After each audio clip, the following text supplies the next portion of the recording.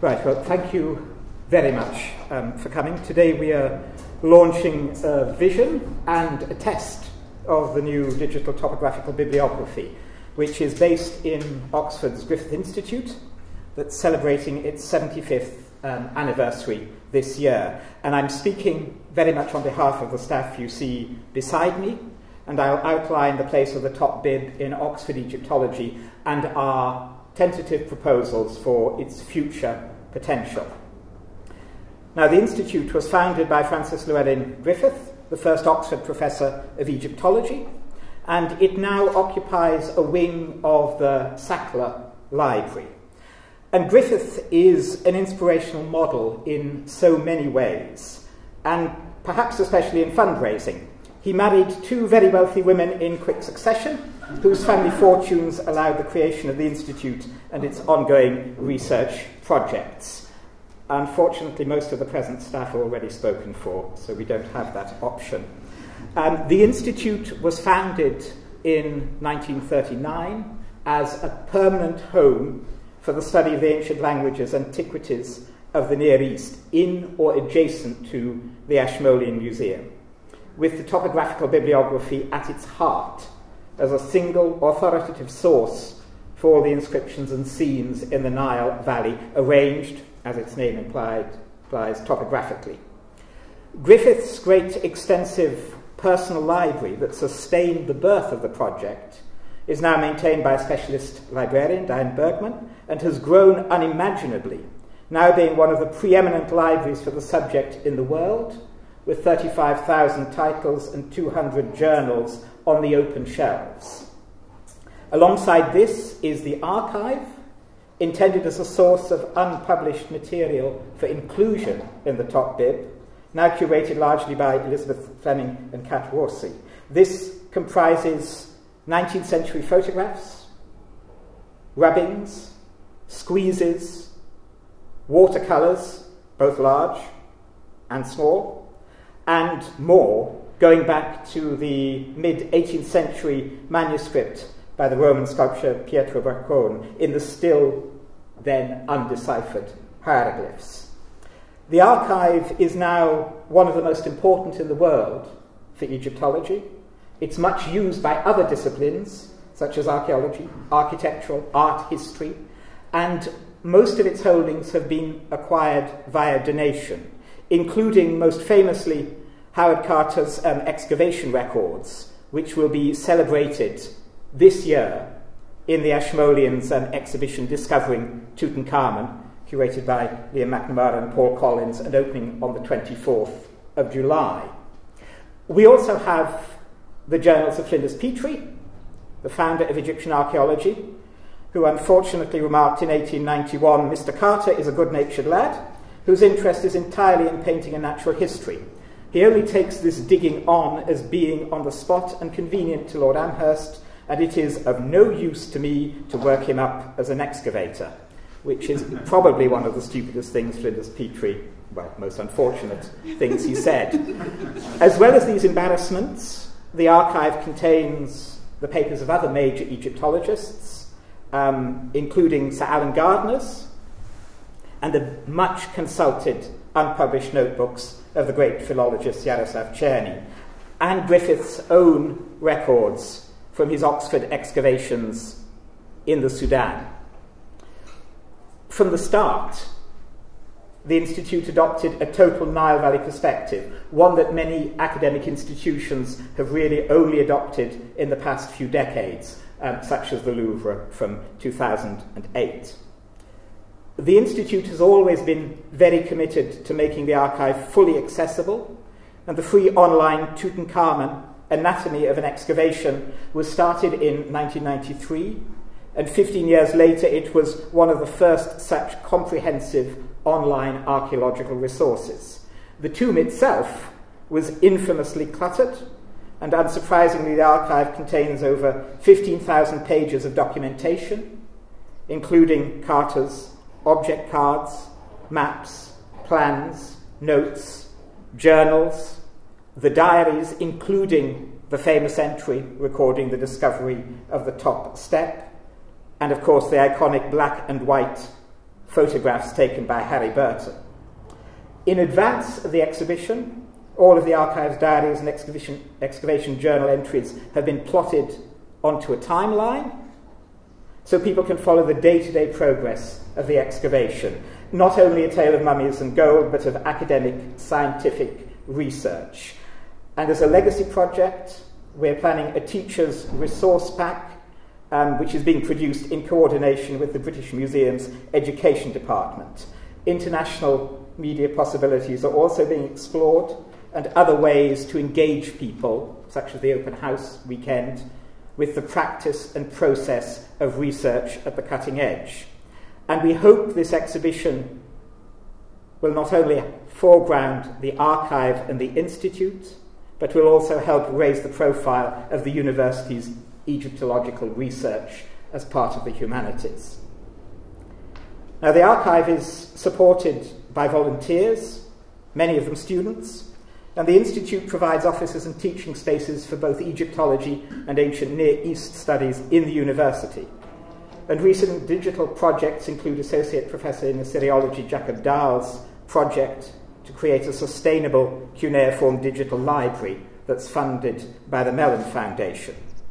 The Oxford undergraduate courses have been distinguished by their focus on texts, and in the past generation, thanks to Professor Mark Smith, Oxford has become a major centre for demotic studies, so beloved of Griffith.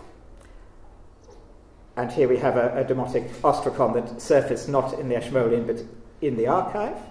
But our courses are very much artefactual. And our close connection with the Ashmolean and its wonderful, recently redisplayed connections enables us to provide a fully integrated approach to the subject. The emphasis is on texts, but in their material and archaeological contexts. Again, just like the top bib, it's the new material philology before the letter. And the Institute, often forgotten, has an active programme of fieldwork, such as the international project on the graffiti at Karnak, headed by Associate Professor in Egyptology Elizabeth Frood, and the research project by Dr. Yvonne Harper on Old Kingdom scene types. The aim is to make sure the Institute keeps as international and outward-looking as Griffith intended. Now, the core research project, the top bib, was conceived in an international collaborative scale by Adolf Ehrman and Griffith at the turn of the 20th century as a companion to the other fundamental resource for Egyptological work, the great Berlin Wörterbuch of the Egyptian language, which Ehrman inaugurated at the Prussian Academy of Sciences in 1897.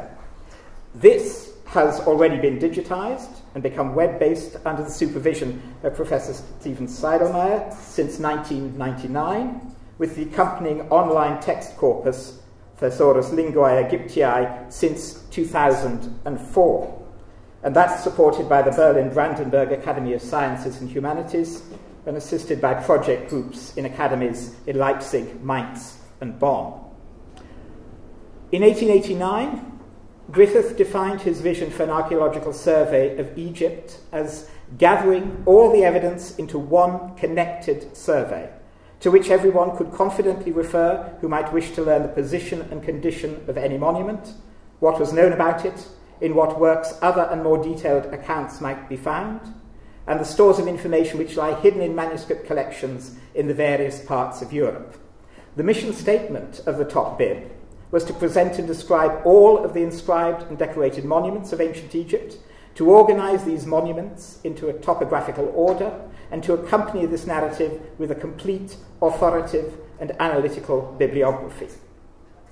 Griffith appointed a professional biographer, Miss Bertha Porter, from the Oxford-based Dictionary of National Biography, and she began her meticulous work with the major 19th century Egyptological publications, such as the Denkmäler and the Description. She was soon joined by a student of Griffith's, Rosalind Moss, who had a shrewd flair for effective working practices. And following Porter's retirement in 1929, Moss was joined by Ethel Burney, and they edited the 7 top bib volumes, which covered the whole of Egypt Nubia, and beyond. Rome slips in thanks to the Egyptian monuments there. They were never desk-bound, but were constantly contacting colleagues in museums and elsewhere to check accuracy, earning them the nickname the Two Ladies. And this is drawn from the titulary of the pharaoh, who was protected by the two goddesses of Upper and Lower Egypt. And the nickname still lives on in the Griffith Institute hieroglyphic logo. The Two Ladies were succeeded in 1971 by Dr. Yeremia Malek, who revised the crucial Memphite volume, Pyramids at Giza, and initiated a further 8th volume series for unprovenanced objects, which is an invaluable and very timely expansion of the project's original scope. Now, after more than a century, the Top Bib remains true to its founder's vision. Information is gathered from a range of multilingual sources, analysing data from specialist and semi-popular Egyptological and Near Eastern publications, periodicals, museum guides, exhibitions, auction catalogues, online resources, as well as various manuscript photographic resources. It is utterly comprehensive in its aims.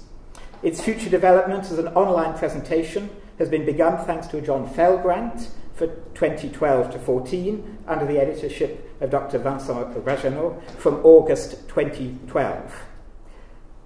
Digitising the topographical bibliography is a very simple phrase for the very difficult task of revisiting the scope of Griffith's vision for the modern world.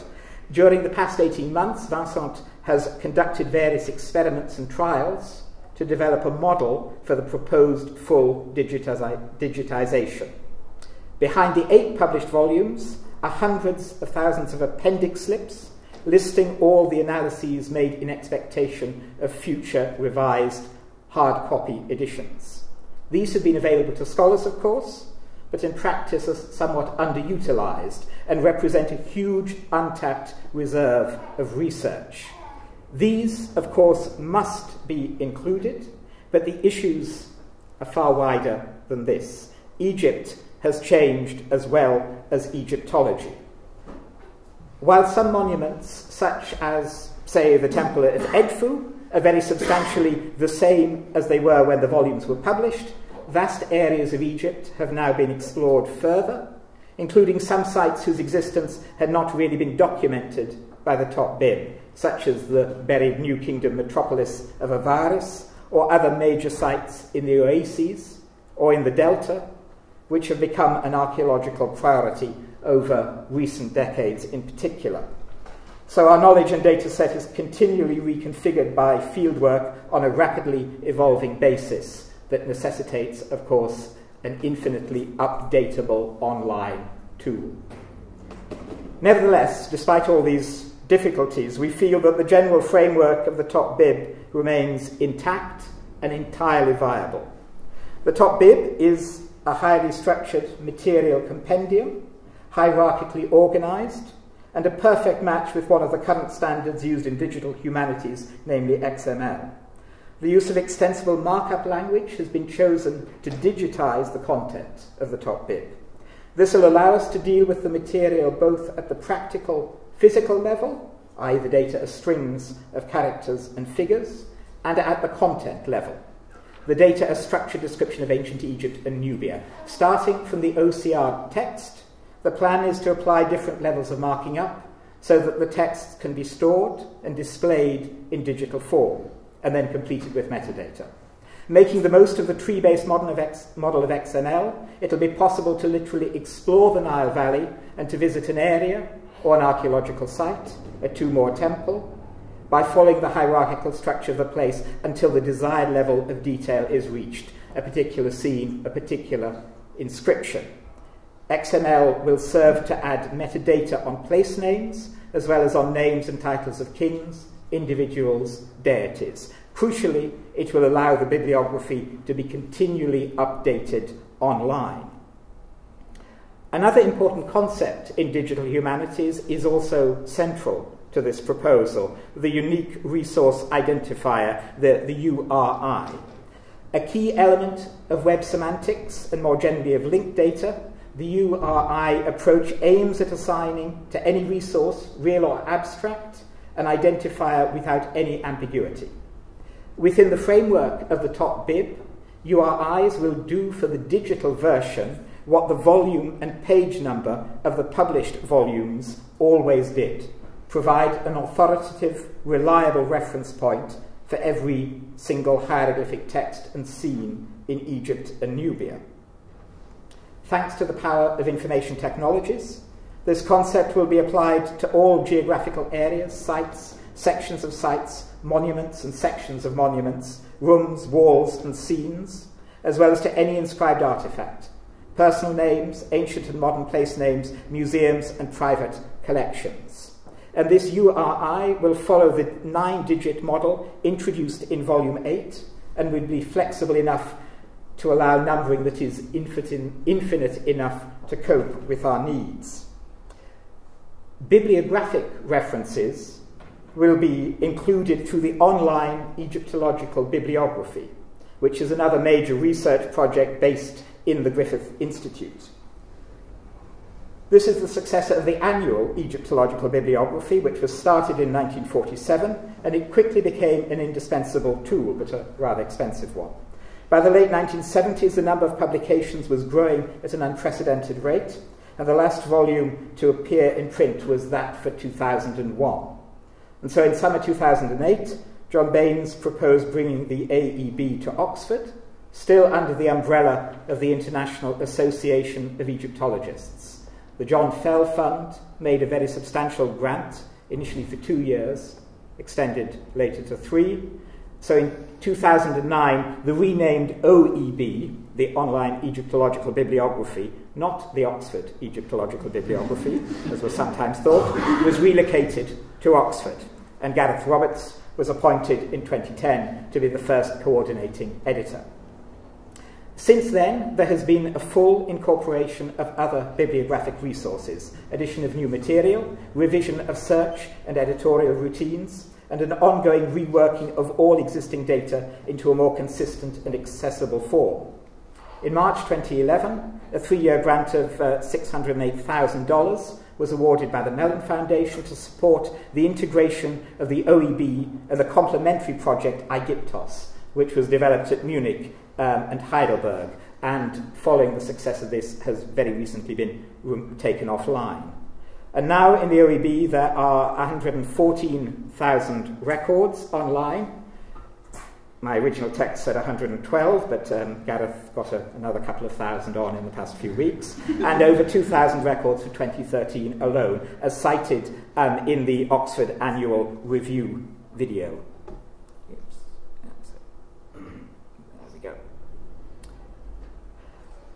The OEB is currently a subscription service, but we are making it free to all Egyptian institutions based in Egypt, such as the Grand Egyptian Museum and its curators. And this is simply a gesture of support to the source communities.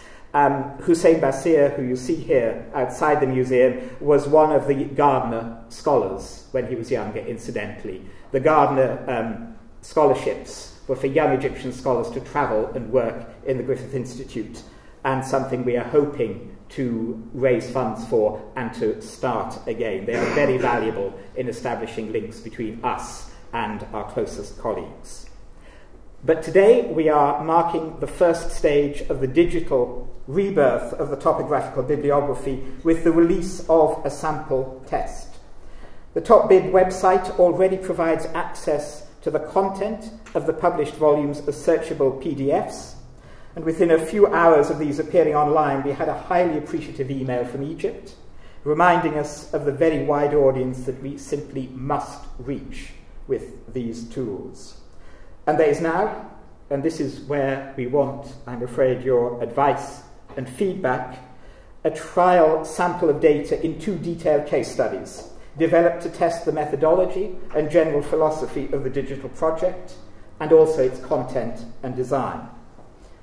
The design is very important. It must be fully accessible to as many potential users as possible, and not just to Egyptologists who are used to using this bibliographic tool.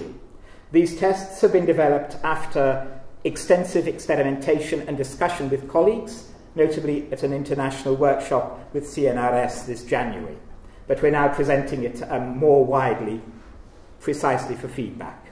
We're including a facility to allow users to comment on the online top bib, to provide us with general feedback and also any specific corrections, additions and updatings to the data. And this will remain a feature of the site for as long as the top bib continues. With your feedback, we'll be in a position to apply for further funding to complete the digitisation and then move forwards towards a fully sustainable long-term research project. This is what the published information on Tel El Faron looks like in the new online format. This we have put up as a way of testing the design and the look of the site, but the first major test study is a sample of data from the unprovenanced volumes of objects of Volume 8, all of the royal statues totaling half of Volume 8, Fascicle 1. Ultimately, digital technologies will reconcile Volumes 1 to 8, whose data is sorted according to their topographical location in Egypt and Nubia, with Volume 8, whose approach is radically different because the material lacks recorded provenance. The digital approach, of course, will make it easier to reconnect these objects to their possible place of provenance by putting forward potential links between aspects such as place names, names of institutions, names of deities, and physical geographical locations within the Egyptian topographical space, as well as the recorded find spots. The second detailed case study is for the digitization of a site, Tuna El Gebel. Mainly known for its Greek and early Roman period remains, Tuna El Gebel is the main necropolis of ancient Egyptian Khenmu, Arabic El Ashmunein, Greek Hermopolis Magna. The site was chosen as it has monuments of many different types: tombs, temples, administrative buildings, underground animal galleries, etc. And also because the relevant volume was published as early as 1934. And in the intervening years, of course, important archaeological activity has completely transformed our knowledge of the site. In 1934, the site occupied 5.5 pages and a single plan in the published volume. And of these 4.5 pages and the plan concerned one monument, the famous tomb of the high priest of Thoth, Petasaris, which has recently been republished by Nadine Cherpion and Jean-Pierre Cortigiani in 2007.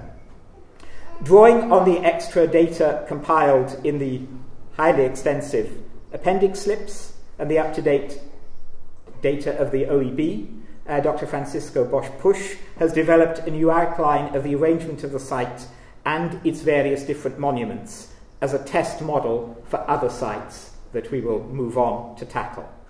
And this also includes a full new online analysis of the tomb of Petasaris based on the new publications. Inevitably, this has raised several fundamental issues, which is of course why we wanted to test this.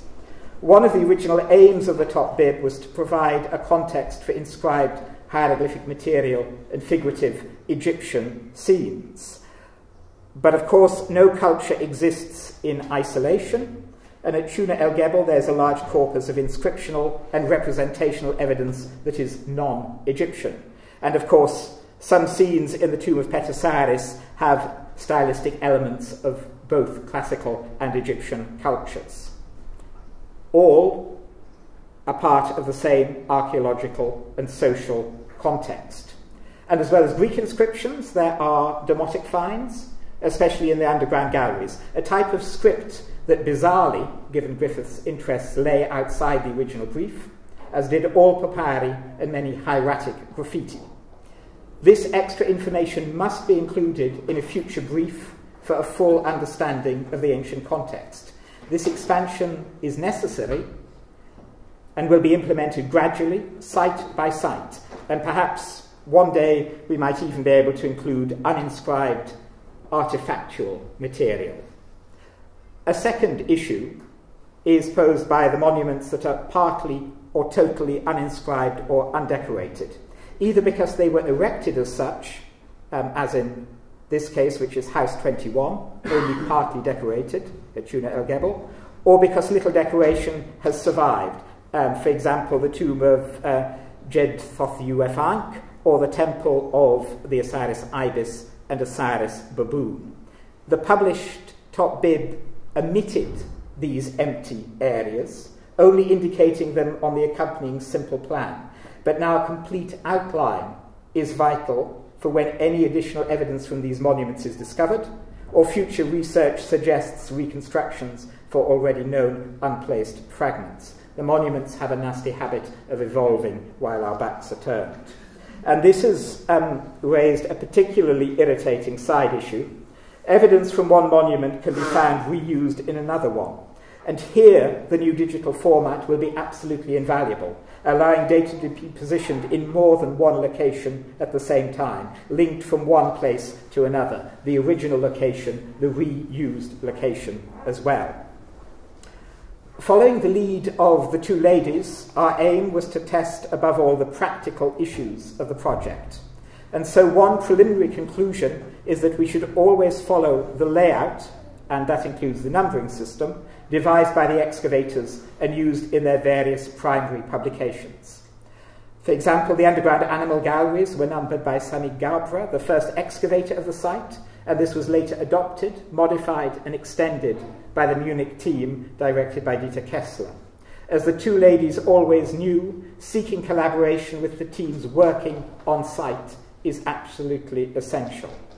And the new top bib must be planned to accommodate possible alterations or new arrangements as specific monuments are republished, as well as to anticipate the incorporation of future discoveries. It has to be flexible.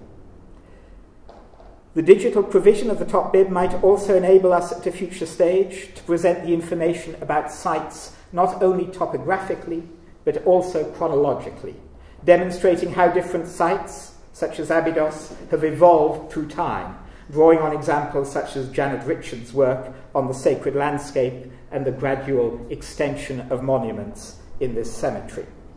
Last but not least, these test cases have thrown up a set of very minor issues, and we'll take the opportunity to standardize, quite ruthlessly, the terminology used to define specific parts of different monuments, the order followed in the description of wall scenes and texts. This has usually been from top to bottom and more variably from left to right. It gives us an opportunity to do a clean copy editing sweep of the entire Nile Valley. The top bib must also benefit from the digital projects and databases developed by other Egyptological institutions. These include the catalogues of objects in museums, such as the British Museum's Collection Online database, and related online specialist catalogues, also on databases that focus on a particular site or category of material. And such projects include the Giza Archive, the mapping projects run at Boston, the Karnak project, the Karnak Cachette project, the Mekidre project on Middle Kingdom scenes based at Vienna, the Thesaurus Linguae Aegyptiae, the Trismegistos project, an interdisciplinary portal for papyrological and epigraphic material between 800 BC and 800 AD. All of them, of course, are absolutely invaluable, but none are comprehensive. None provides what Griffith envisaged as a connected overview of the Nile Valley. It's essential to work in synergy by implementing linked and open data methodology, and the top bib will mainly work at trying to develop a framework through which data exchange will be made possible without imposing, and this is crucial, any constraints to other projects in terms of database or research questions. Web semantic technologies and standards such as CDOC and CRM will be at the core of this process, and projects such as Claros and Research Space will provide us with models to follow.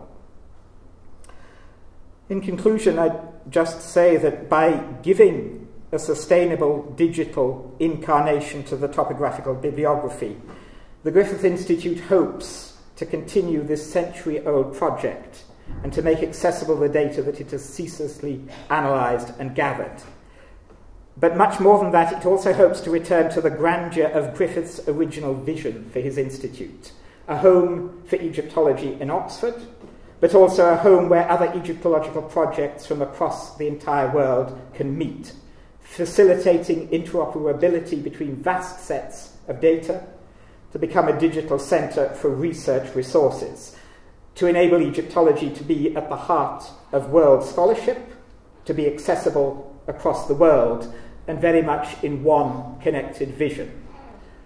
And as I said, what we want from you is advice on how to make this useful to the world and feedback on how you think this proposal is shaping up for the future of Griffith's vision. Thank you very much.